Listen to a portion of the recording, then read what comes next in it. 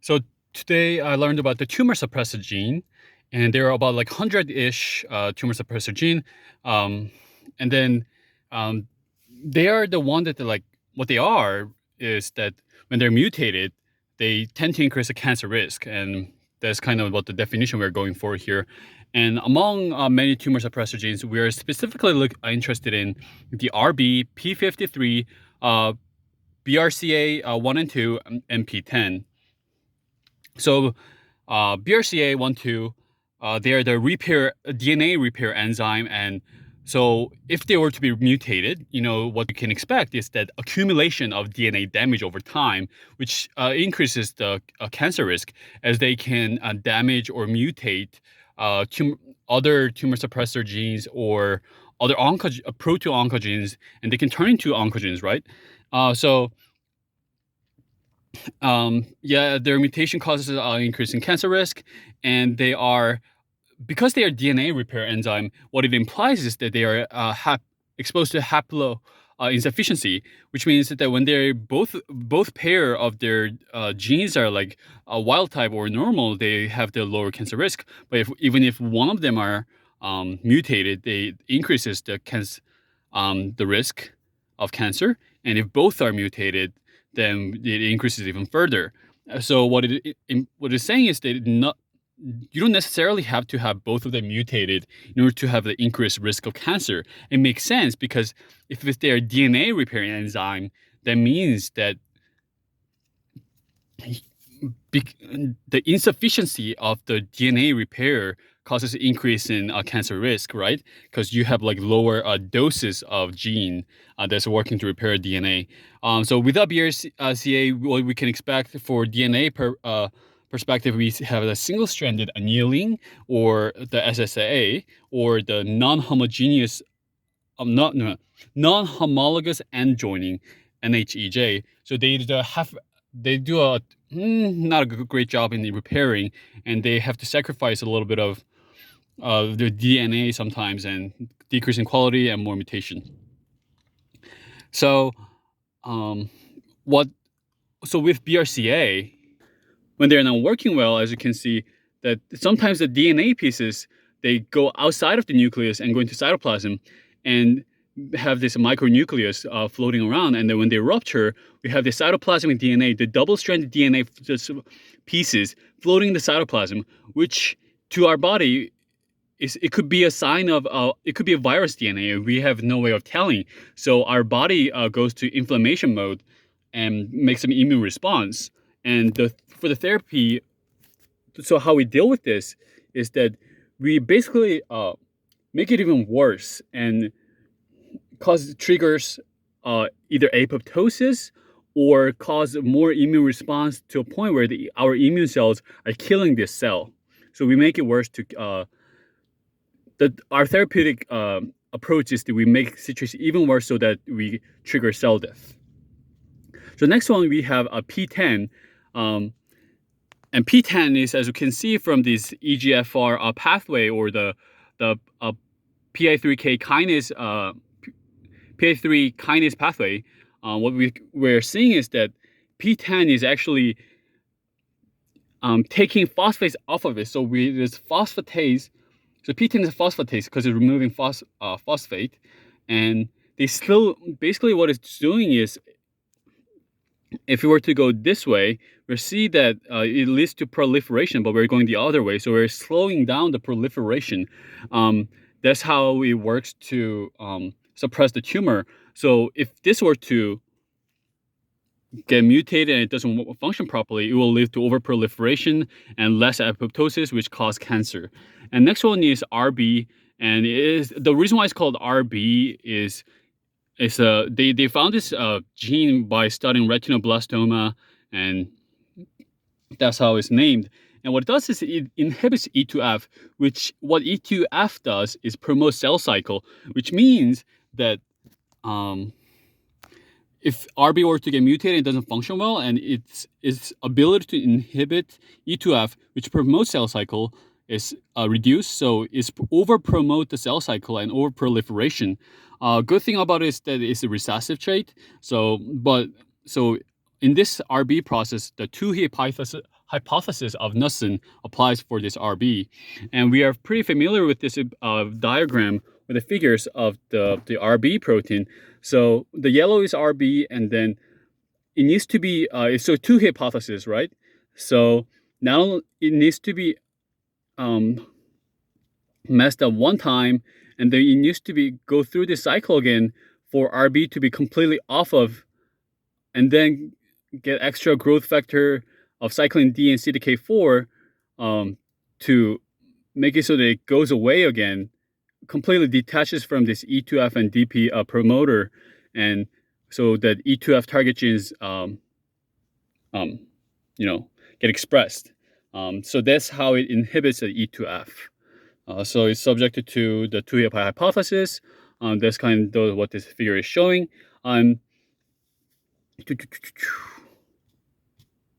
So P53 is the most important one, and we call it a guardians of genome.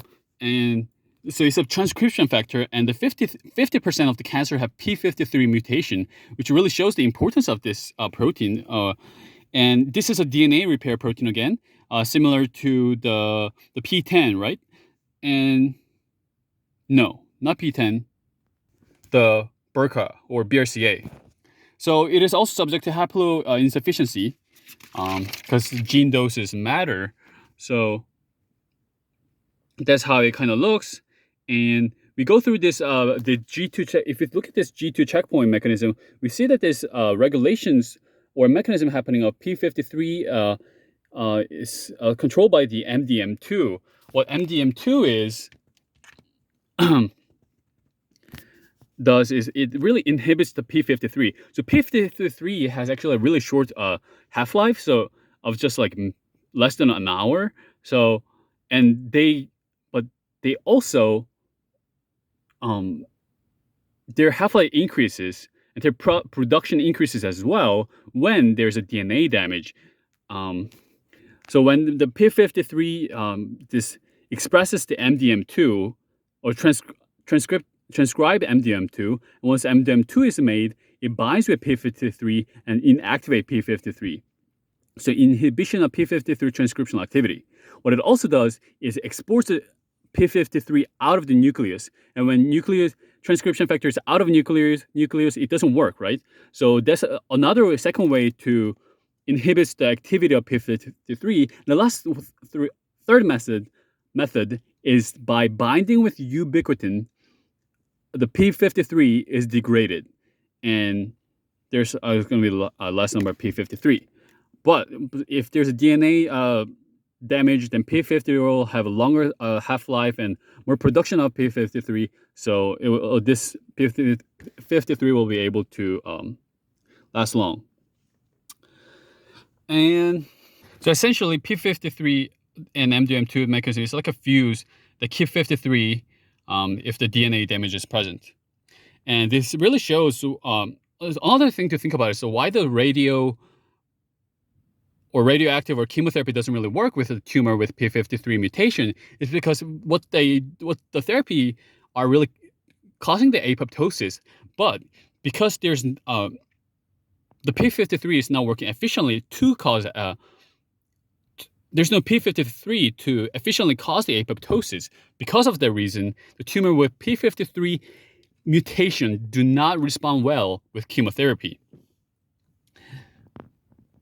And so this is P53, and then the MDM, there's where it usually binds with MDM2, but when there's a DNA damage present, then it phosphorylates or it puts phosphatase on those like site to prevent binding with MDM2. So that's another way, part of the control mechanism of P53.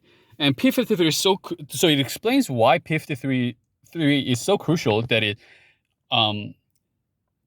because it touches like so much part of the cell regulation.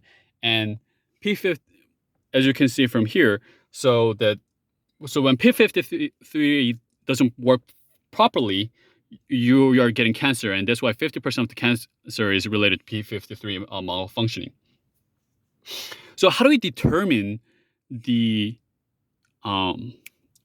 cell cycle to be arrested or apoptosis? Actually, there's a next slide, but this is just showing how a different mechanism, upstream factors, the P53 get activated, DNA damage, oncogene activation, and cell stress, which all make sense.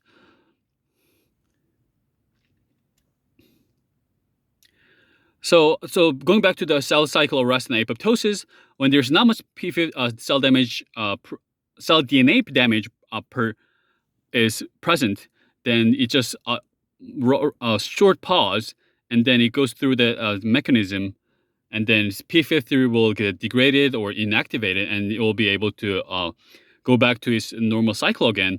But however, when there's a severe cell DNA damage, then P53 will last. But also, there's a MYC cofactor that actually takes the place of P53 on this P21 transcription, and P53. So P21 wasn't able to get expressed, and P53 binds with ASPP, and then it causes apoptosis. So that's when only there's a sustained level of P53.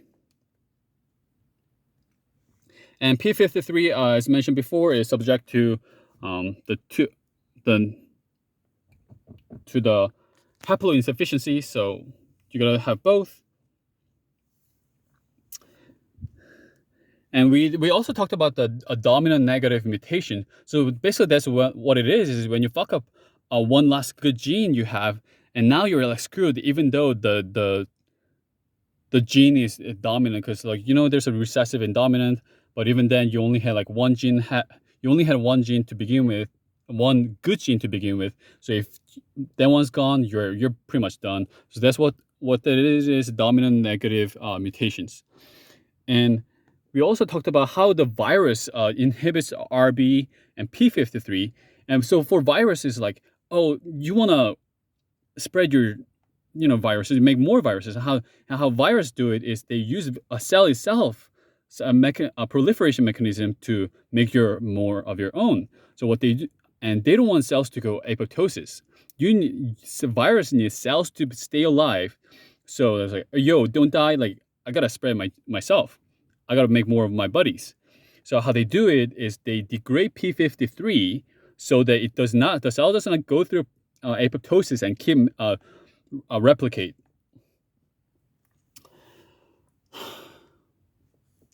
So therapy of P53. So for example, we have what we can do is we can restore P53 that has been mutated, as we can see with the ad vaccine. And then, or what we can also do is if there's a P53 with a loss of function, LOF, what we can do is it's a really aggressive drug apparently. It's called Onyx OS15. You basically, it's also like a transduction, so you're using virus. So if you P53 with loss of function, the cell will just, virus will be able to replicate and then spread itself and boom, cause cell lysis of the cell, right? But when it goes to the healthy wild type P53 cells, then it just goes through apoptosis, as that's what P53 does. So what this is as long as there's a cancer cell present, it's going to go in there and make more of their viruses. And if there's no cell, P53 with a loss of function, then you won't be able to replicate the virus anymore, right? So it will just go to the nearby cell, and then the cell will go through apoptosis. So it's killing both healthy and cancer cells, but just because there's a lot more healthy cells than cancer cells, by killing both, maybe the equal about numbers, you are get rid of removing cancer eventually. And for C, APR246 and PRIMA1, you're restoring the abnormal foldings of the P53. And the next one, Ataluran.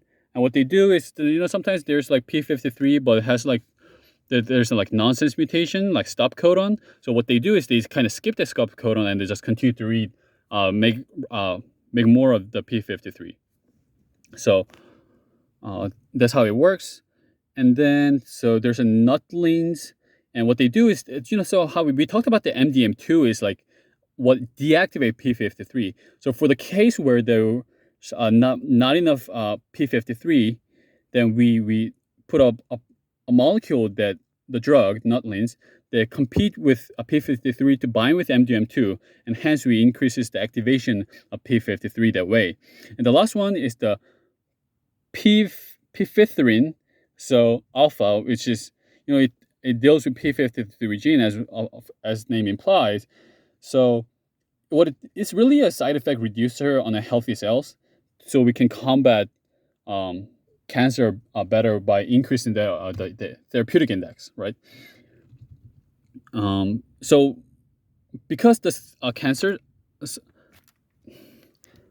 cells with cancer won't have, so this only works for tumor where there's no p53 present, and it really just like stops the p53's its function.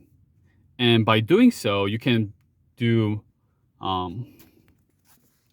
you are so and then p53. So now the healthy cells also don't have p53, which cause apoptosis. We're preventing the apoptosis of healthy cells and reducing side effect that way. And we'll have the other drug to kill cancer cells.